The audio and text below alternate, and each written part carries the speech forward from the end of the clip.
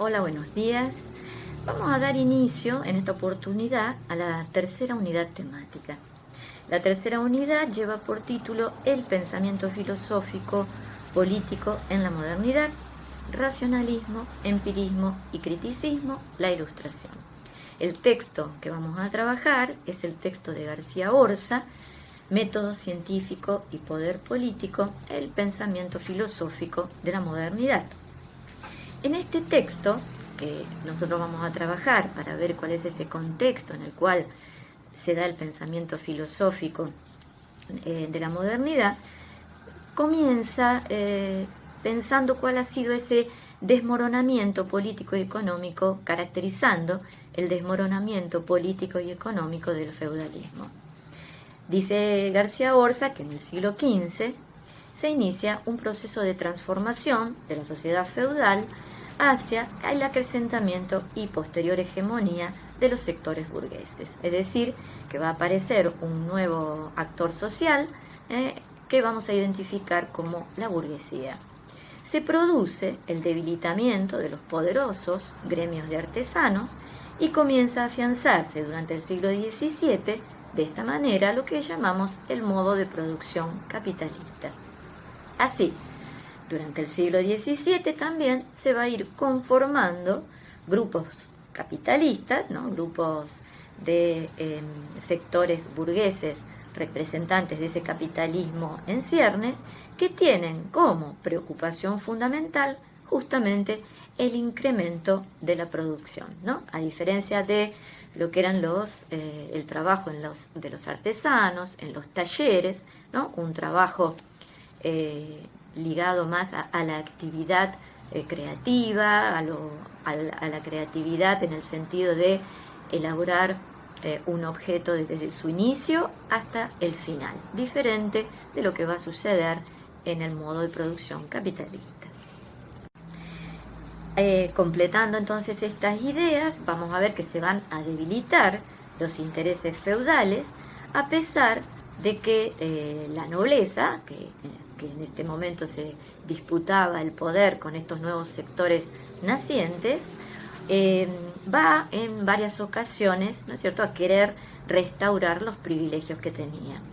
Vemos, por ejemplo, como en Inglaterra, la mejor parte de las propiedades agrícolas, ya que la riqueza estaba pensada a partir de la riqueza de la tierra, vamos a ver cómo van a ir pasando a manos de enriquecidos mercaderes e industriales. De esta manera va cambiando el panorama, obviamente, de la economía. Durante el siglo XVII, el capital disponible empieza a invertirse ahora entonces en la industria, acelerando el crecimiento industrial y comercial en detrimento de lo que era la riqueza en la tierra, por supuesto. Es importante recordar que este proceso de transformaciones incluye también el tráfico marino con las colonias, generando también altas tasas de ganancias, ¿no? Recordemos cuál va a ser esa relación entre Europa y las colonias que van a permitir el incremento de las ganancias de lo que va a ser la economía europea. La moderna industria va a tener como base técnica de la producción revolucionar constantemente, a diferencia de lo que había sido a este momento una base técnica conservadora propio del modo de producción feudal.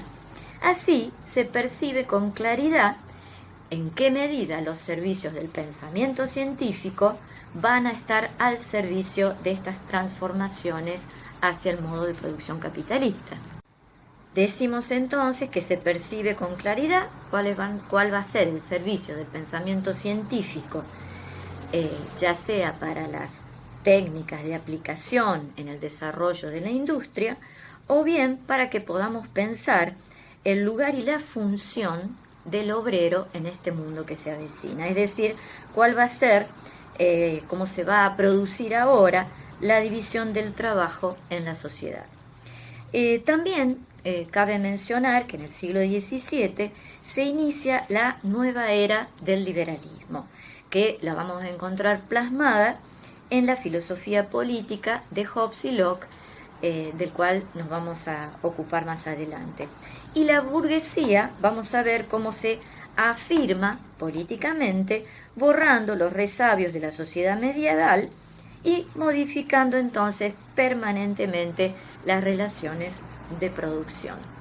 De esta manera podemos pasar a un segundo punto, en el cual García Borsa se detiene en cuáles son las críticas a las rígidas estructuras del pensamiento medieval.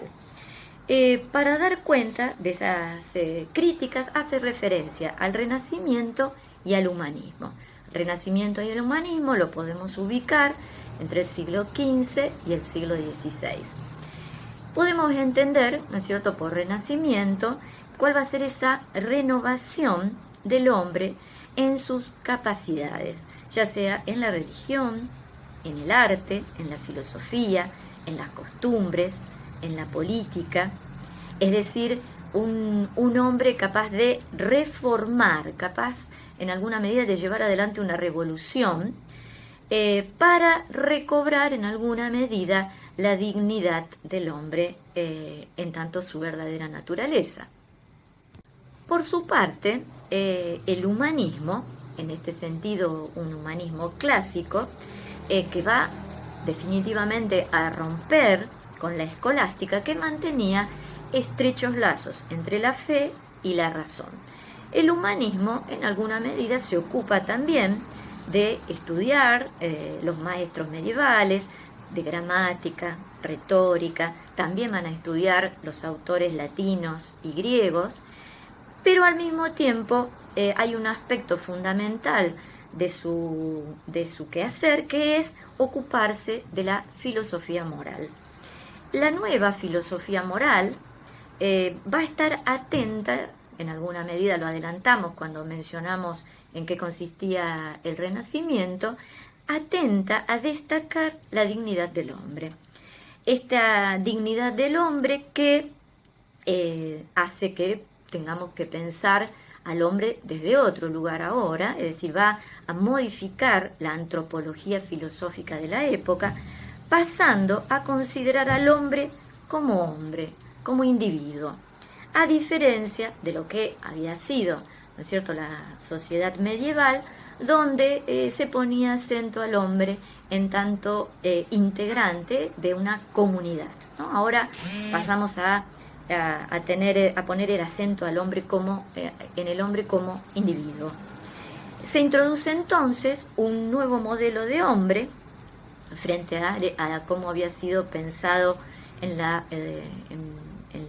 el pensamiento medieval, en el sentido del hombre pensado en su inmovilidad, a partir de que ocupaba, por ejemplo, el lugar en una casta, ¿no? Las castas, recordemos, son lugares a los cuales se pertenece, que no es posible que haya, diríamos nosotros, movilidad social. Propio entonces de la sociedad medieval es poder pensar al hombre en castas, y pasamos ahora en esta nueva sociedad a una sociedad capaz de moverse, capaz de revolucionar, y el Renacimiento entonces rescata esta nueva capacidad operativa y transformadora del hombre, ¿no?, frente a lo que era el modelo de hombre medieval, en cuanto a que su excelencia era si llevaba una vida contemplativa. En este sentido, otra de las transformaciones que vamos a encontrar es pasar del respeto al criterio de autoridad, propio al criterio de autoridad, a los dogmas, donde los intelectuales, para afirmar sus enunciados, recurrían a decir, bueno, así lo dijo Aristóteles, ¿no?, es decir, la idea del criterio de autoridad, o bien a los dogmas de la religión. El dogma es un principio, ¿no es cierto?, que no entra en discusión, es un dogma que se respeta en tanto tal, propio, ¿no es cierto?, de la inmovilidad de la sociedad feudal. Pasamos a la posibilidad de que el sujeto, el hombre, sea capaz de observación y de interpretación individual de las escrituras. Es decir, pasamos de un ideal, como decíamos, de vida contemplativa, a este hombre capaz de observar y de interpretar con libertad, en alguna medida, el pensamiento religioso. La crítica del pensamiento escolástico se lleva a cabo entonces desde una nueva nociología, desde una nueva manera de pensar el conocimiento. Vamos a ver en este sentido el empirismo y el racionalismo, que van a cuestionar el conocimiento vulgar y a repensar el pensamiento científico. En la medida en que hay una nueva gnoseología, se va a dejar de lado lo que era un método demostrativo tomado de Aristóteles, que nosotros ya lo habíamos visto, que es el silogismo aristotélico, propio, ¿no es cierto?, de una lógica tradicional que parte de verdades universales, verdades ya conocidas de antemano, y que por lo tanto, ¿qué es lo que no permite el silogismo aristotélico? No permite o no tiene presente la posibilidad de nuevos descubrimientos, ¿no? Es decir, el silogismo se funda en el inicio, en una verdad universal. Supongamos, yo digo, todos los hombres son mortales, Sócrates es hombre, por lo tanto Sócrates es mortal. Lógicamente, si yo he dicho en la premisa, yo dije todos los hombres son mortales, seguramente que los individuales o los particulares ya sabré la verdad, ya sabré que Sócrates es mortal, ya sabré que Juan es mortal, Pedro es mortal. Es decir, no hay posibilidad de agregar un nuevo descubrimiento. En este sentido, la observación también pierde legitimidad, ¿no? ¿Para qué yo tendría que observar si ya tengo una verdad dada de antemano? De esta manera va a aparecer la posibilidad de pensar que el conocimiento está ligado al progreso, al descubrimiento, ¿no? La posibilidad de nuevos hallazgos, de confirmar que la observación y la experimentación están al servicio del progreso de la humanidad.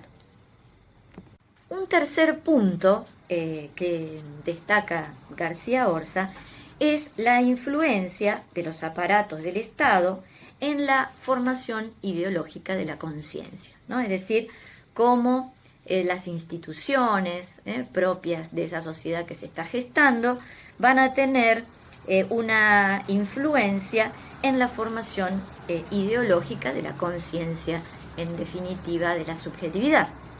Los filósofos más destacados del siglo XVII no tuvieron oportunidad de impartir sus enseñanzas en las universidades europeas.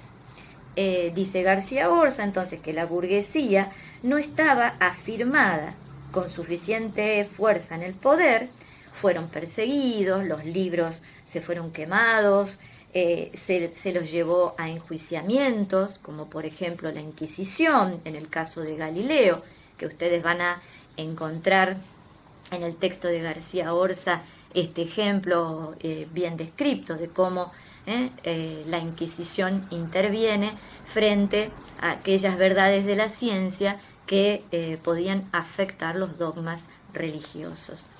Luego entonces vamos a ver en qué medida aparece en el punto cuarto mencionado de García Orza la problemática filosófica específicamente plasmada en el pensamiento moderno. Entonces, ¿cuáles son esos dos problemas centrales que aparecen en la modernidad? El problema gnoseológico, el problema del conocimiento, y el problema del método. Estos dos problemas se van a presentar como centrales para los intelectuales de la época, que justamente el interés fundamental es científico. Bien, decíamos entonces que van a ser centrales en este momento el problema del conocimiento y el problema del método.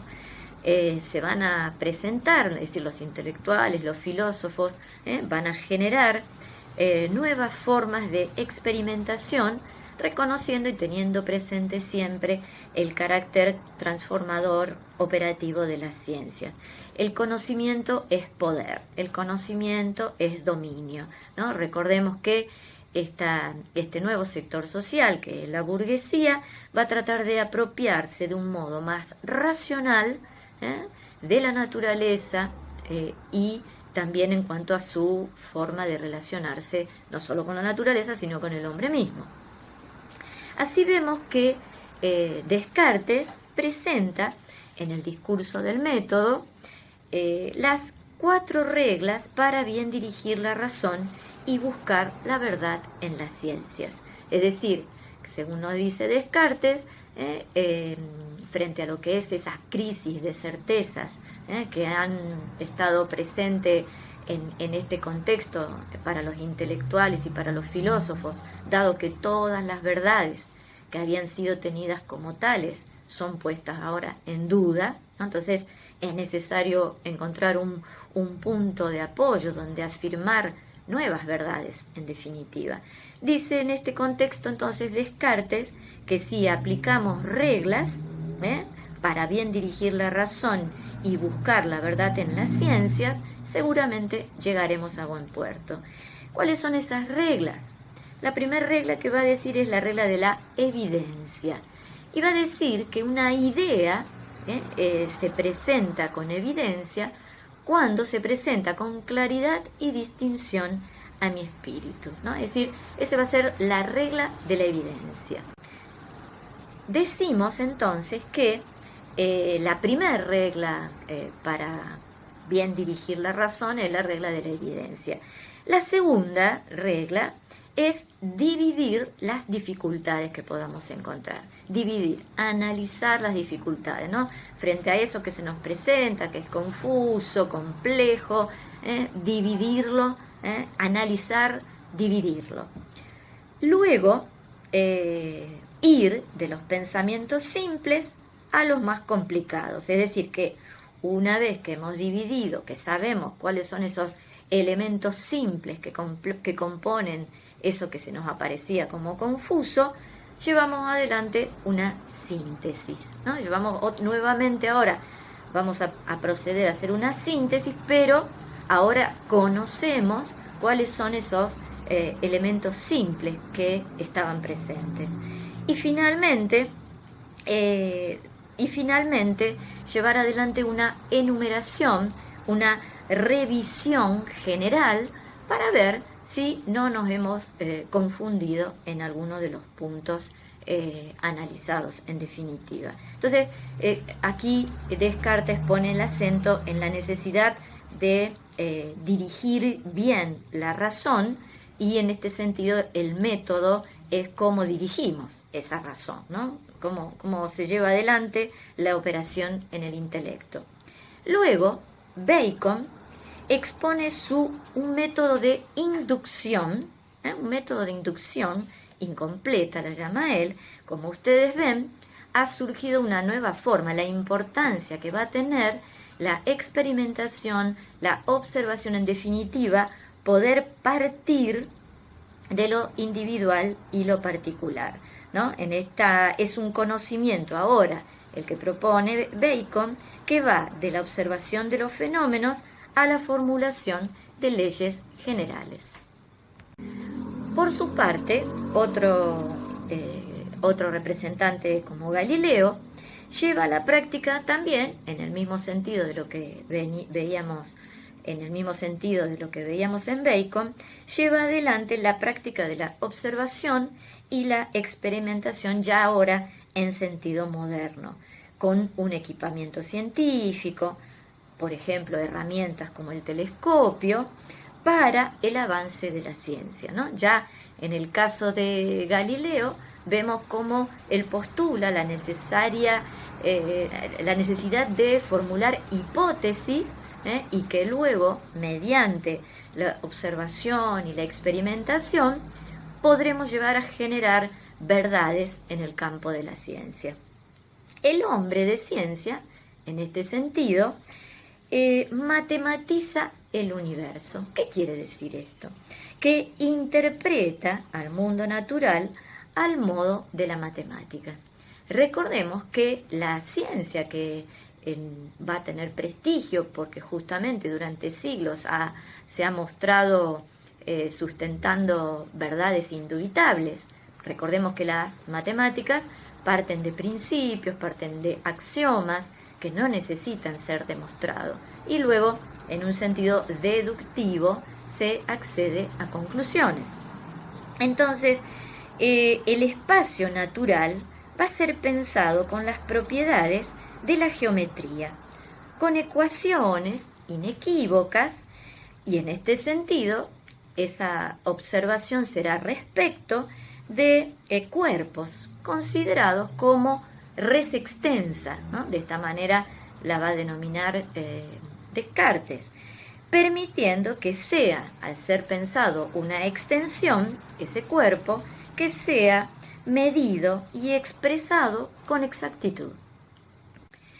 Decimos que el universo está escrito en lengua matemática y los caracteres serán triángulos, círculos, ¿no? Como podríamos pensar propio del ámbito de la geometría. La naturaleza, dice Galileo, se expresa en un idioma conocido de antemano. O podríamos decir, la naturaleza está escrita con caracteres matemáticos. No existen ya, como en la física aristotélica, movimientos privilegiados ni jerarquía entre los entes. Entonces, ¿qué es lo que estamos viendo? Estamos viendo, por un lado, la ciencia que va a tener una mirada matemática y el objeto de estudio de la ciencia como un cuerpo capaz de ser, con posibilidades de ser medido y expresado con una exactitud matemática. Así, Descartes se propone, mediante reglas del método, llegar a aquellas proposiciones que puedan ser moleculares, que ya no las podamos dividir, que ya sean simples, y que propias, como las podríamos pensar inclusive en el campo de las matemáticas, y que a partir de allí se puede llevar adelante una deducción, tanto, ¿no es cierto?, una deducción como un encadenamiento de razonamientos. ¿Cuál podría ser el problema? Y el problema podría ser que en ese encadenamiento de razonamientos, en alguna medida podemos depender de la memoria y siempre puede estar el peligro de caer en algún error en ese proceso deductivo que llevamos adelante. También aparece en el escenario la posibilidad de la intuición, sumándole a esto que decíamos recién que era la deducción. Decíamos entonces que encontramos en Descartes, por un lado, la deducción, a la manera de cómo se trabaja en las matemáticas, pero también entonces aparece la intuición.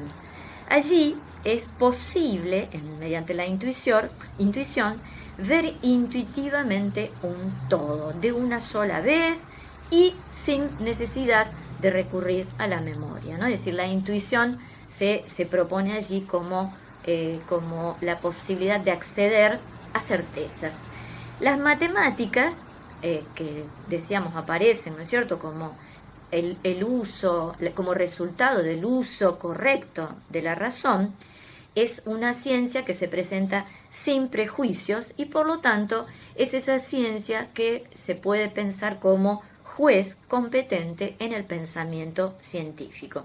Nosotros podríamos decir que aplicando una mirada matemática, ¿no es cierto?, certera, es posible acceder a certezas en el campo de la naturaleza, ¿no?, en las ciencias de la naturaleza. Así, la gnoseología moderna propone ahora un criterio de verdad que pasa a estar ahora en el interior del sujeto y rompe con lo que era el criterio del hombre medieval, que estaba basado en la correspondencia, de que su conocimiento tenía que corresponderse con las verdades de las Sagradas Escrituras. El sujeto, el hombre moderno, ahora va a poner como fundamento de lo objetivo esa mirada matemática y a las matemáticas como posible juez en cuanto a la certeza de los resultados que obtenga. En definitiva, la burguesía, esa clase social que se instaura en el lugar de poder, debía instaurar como universal sus propios productos de pensamiento. Lo que ella instauraba como verdadero debía ser aceptado y reconocido como verdadero por el conjunto de la sociedad. Bien, el quinto punto que va a marcar en el texto García Orza es acerca del estatus científico que adquiere la moderna filosofía social. Dice García Orza que entonces, así como se pensó la posibilidad de restablecer un conocimiento certero en el orden de la ciencia, de las ciencias naturales, se piensa que trasladando el método de las ciencias naturales a la esfera de los fenómenos sociales, también se iba a poder considerar el estatus científico de la filosofía social. Así como se descubrieron leyes que rigen los procesos naturales, de la misma manera se descubrirán leyes, seguramente, que rijan el comportamiento social y de esta manera dar cuenta de una legislación que contemple los derechos naturales esenciales del individuo. De esta manera, el derecho feudal es pensado ahora como injusto, irracional. De hecho, tiene su fundamento en la ontología cristiana, en la ética griega, que son puestas en cuestión, en duda. Acá es necesario que diferenciemos el concepto de comunidad al concepto de sociedad. Cuando hablamos de comunidad, y así en este sentido hacemos referencia a cómo es pensado ese mundo antiguo y cómo aparece también en la Edad Media, es un conjunto social pensado desde una mirada orgánica y que habría a partir de estos organismos que se ponen en la comunidad como organismo, habría una voluntad natural. A diferencia de la sociedad, donde aparece la posibilidad de pensar la voluntad en tanto racional. Bien, así, en esta diferencia que hacemos entre comunidad y del concepto de sociedad, cuando hablamos de comunidad pasamos de valores compartidos, donde aparecen fuertes lazos entre los individuos, hacia pensar la sociedad moderna, donde se aumenta la libertad de los individuos y los valores ya no son ni tan estables ni tan compartidos, o por lo menos todo esto ha entrado en lo que diríamos en crisis. Trabajando el tema de la filosofía social, encontramos entonces la figura de Hobbes, de Thomas Hobbes, nacido en 1588, inaugura lo que va a ser la crítica al dualismo cartesiano, ¿no? Es decir, recuerden ustedes que cuando vean a Descartes van a encontrar allí un dualismo entre una substancia pensante y una substancia extensa, que seguramente la iremos a retomar. Hobbes pone en crítica ese dualismo cartesiano y va a abrazar o va a seguir un materialismo radical. Para Hobbes, la realidad es pensada ahora como cuerpo, ¿no? Y en este sentido, la sensación es la imagen aparente del objeto corpóreo producida por ese objeto corpóreo en nuestros órganos sensibles. Pero tanto el objeto a conocer, diríamos, como la sensación son movimiento, y el sujeto, que sería lo que Descartes llama la sustancia pensante, no es más que también cuerpo. En el alma humana, entonces, sus actos, sus ideas, sus sentimientos son movimientos producidos por los movimientos de las cosas externas. En Hobbes decimos que este materialismo que él adopta va de la mano también de otra postura que llamamos nominalismo.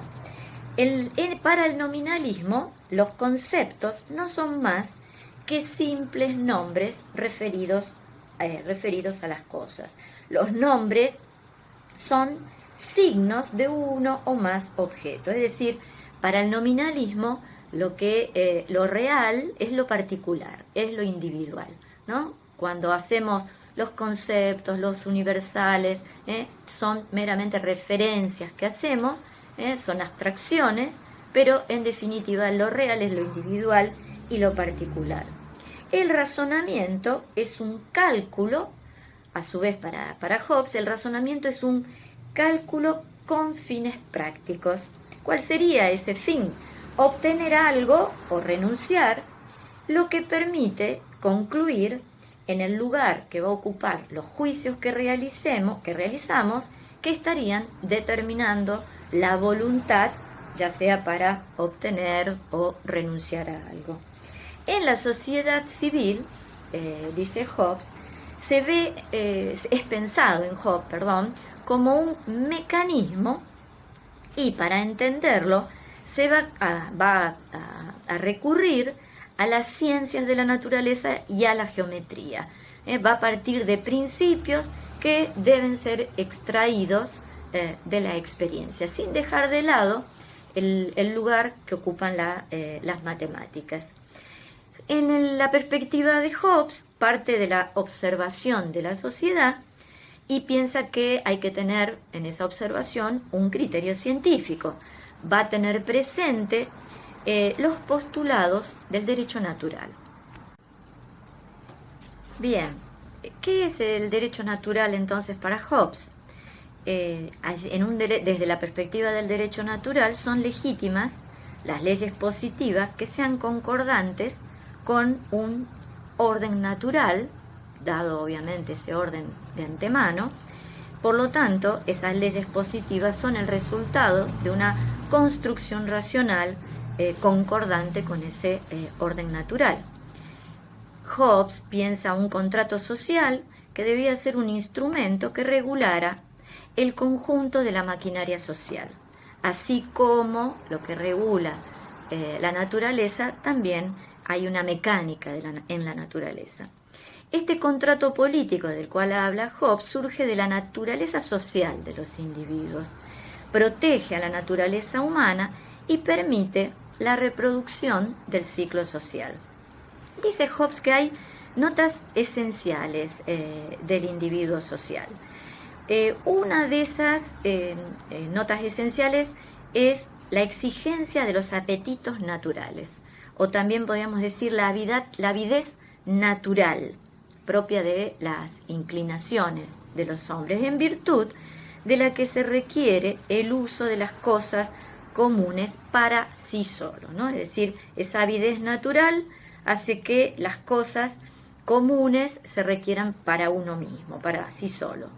La otra nota esencial es la exigencia de la razón natural, en virtud de la que cada cual trata entonces de eludir una muerte violenta.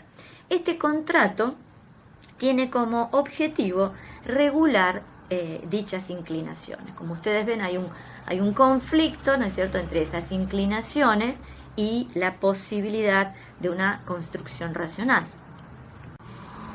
En este sentido, Hobbes excluye lo que podríamos llamar la venerable doctrina de que el hombre es por naturaleza un animal político, ¿no? propio de la mirada de Aristóteles. Aristóteles había explicado que la formación de la polis se daba a partir de la familia, que era una primera sociedad natural, luego la agrupación de las familias en aldea, a partir de la necesidad de satisfacer necesidades económicas, y luego se aglomeran formando polis. Este proceso se da, según dice Aristóteles, por la acción de causas naturales, como la necesidad sexual, como el aumento de la población. El estado resultante es para Aristóteles un organismo. Recordemos que pasamos de esa mirada organicista a una mirada mecanicista. Entonces, para Aristóteles, el Estado es una comunidad natural. A esta perspectiva, Hobbes le opone el contractualismo con estos métodos rigurosos. Los hombres, dice Hobbes, se congregan por azar.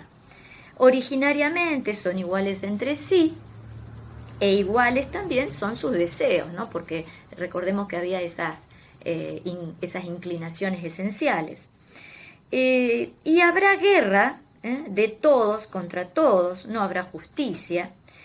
Y para que puedan surgir nociones como derecho o como justicia, solamente podrán nacer si hay leyes, ¿no? Es decir, las leyes es lo que permite, las leyes en tanto lo común, es lo que permite poder pensar lo justo o la ley, en definitiva. Es del estado de guerra de donde nace el derecho natural. Decía Hobbes entonces que donde no hay ley no se puede distinguir lo justo de lo injusto. Es del estado de guerra de donde nace el derecho natural. La primera norma es esforzarse por alcanzar la paz. Y hay también una segunda norma, que es que el hombre debe renunciar espontáneamente a su derecho a todo y satisfacerse con la misma libertad frente a los demás hombres que le sea concedida a los demás con respecto a él mismo. Es decir, la ley evangélica: no hagas a otro lo que no quieres que te hagan a ti. Cada individuo trata de usufructuar en su beneficio los objetos que pertenecen a la comunidad. A esto le llama Hobbes egoísmo natural. Y la razón debe consentir el sometimiento para preservarse de lo que más teme, que es justamente una muerte violenta. Para salir entonces del estado de esclavitud, los hombres deben asociarse políticamente por medio de un contrato social que asegure la satisfacción de las necesidades básicas, reguladas ahora por un sistema jurídico. Ese sistema impone derechos y deberes, pero al mismo tiempo permite el disfrute de la propiedad por medio entonces ahora de una rígida legislación. El contrato supone la delegación de la autoridad en el Estado. Este Estado es elevado por encima de los individuos y garantiza el disfrute de la propiedad. Aparece entonces el Estado como una institución natural contrapuesto a lo que eran hasta este momento las autoridades tradicionales de la sociedad medieval, por ejemplo, pensadas como exteriores y coercitivas.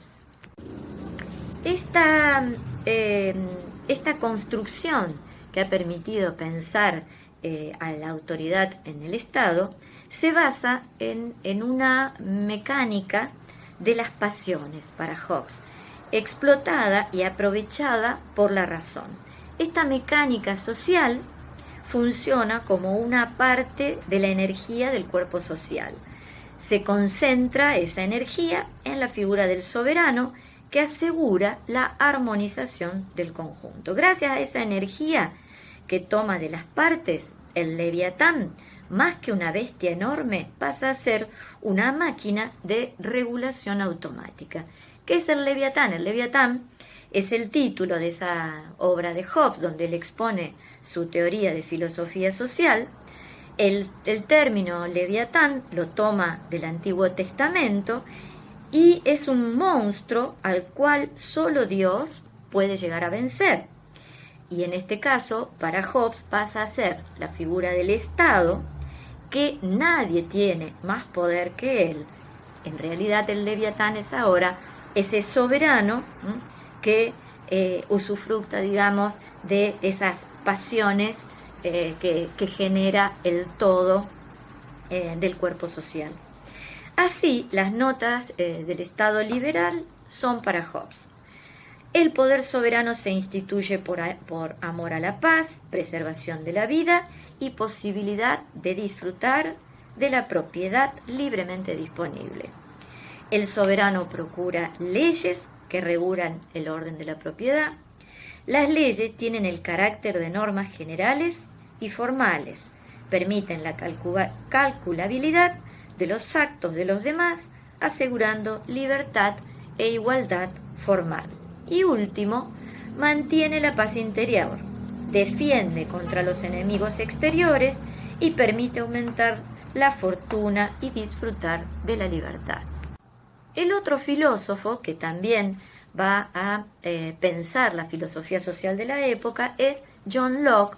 Lo ubicamos en el 1632 y que se va a diferenciar en cuanto a proyecto político, va a apoyar más bien una monarquía constitucional, a diferencia de la perspectiva de Hobbes, que tenía como ideal la restauración de la monarquía absoluta. En el caso de Locke, entonces, defiende el liberalismo político, que va a llevar al poder a Guillermo III, y marca el inicio de la hegemonía de esa nueva clase que mencionamos, la burguesía, en el poder. Locke es portavoz de la Revolución de 1688, dando comienzo de esta manera, mediante esta revolución, a la democracia parlamentaria. O sea que Locke es representante, ¿no es cierto?, del ideario de esa revolución de 1688, y luego se da la Declaración de los Derechos en 1689 para recuperar las facultades del Parlamento. Bueno, estas revoluciones, que estamos mencionando, junto con la posterior Revolución Francesa de 1789, vamos a ver cómo se instituye todo este ideario que hace a la sociedad liberal de la época. Igual que Hobbes, Locke pertenece a un empirismo y se corresponde también en este caso con una concepción utilitarista de la moral. Dice Locke que no existen leyes morales innatas, no hay, la moral en última instancia es el resultado, las normas son el resultado de las costumbres, no hay moral innata, para juzgar la utilidad de la acción. Estábamos mencionando la moral utilitarista de Locke, y en este sentido, recordemos, Locke distingue leyes divinas, civiles y leyes de la opinión pública. Le da una especial importancia a los usos sociales y al natural afán de aprobación y estima que mueve a los hombres, estableciendo relación entre la felicidad del individuo y la utilidad general. Recordemos que estas perspectivas en la cual decimos que es importante la opinión pública, recordemos como también hay una tradición de jurisprudencia, del lugar que va a ocupar la jurisprudencia en la redacción de las futuras leyes. El rey, en la mirada del contexto de Locke, el rey está obligado a tutelar las leyes y a velar por su cumplimiento. Si no lo hace, pierde autoridad y se puede justificar una revolución, ¿no? Es decir, reclamarle en este sentido al rey el no haber tutelado las leyes. Se restablece de esta manera un supuesto orden que habría sido perturbado, y el Poder Ejecutivo entonces es el encargado de realizar los mandatos del Poder Legislativo, donde reside el poder supremo que se ejerce a partir de una asamblea representativa.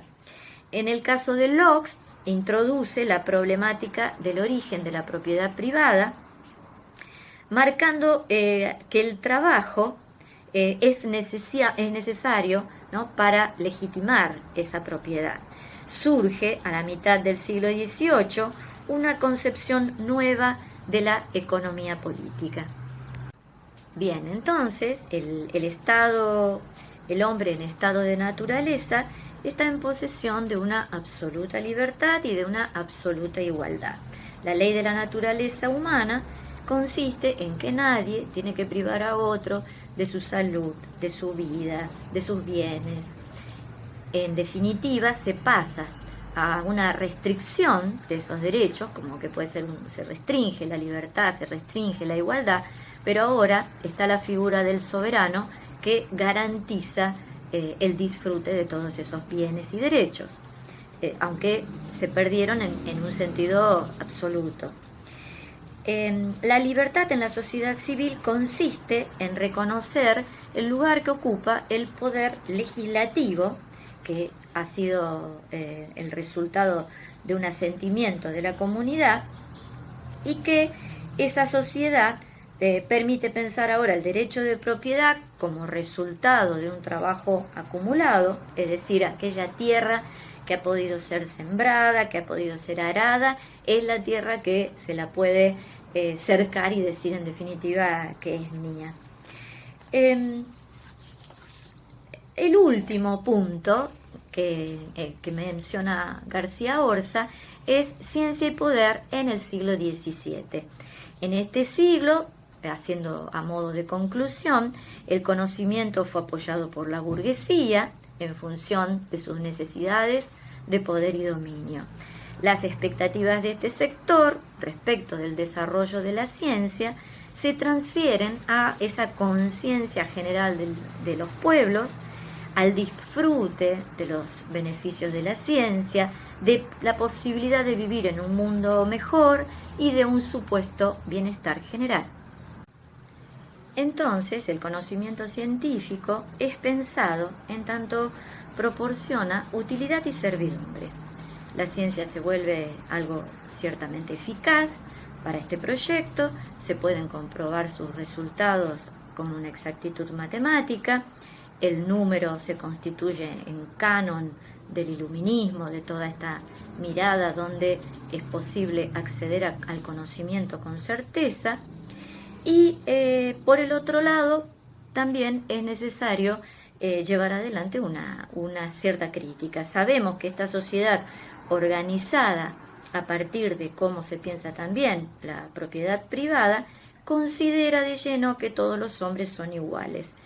Todos los hombres son iguales, libres, hablábamos recién.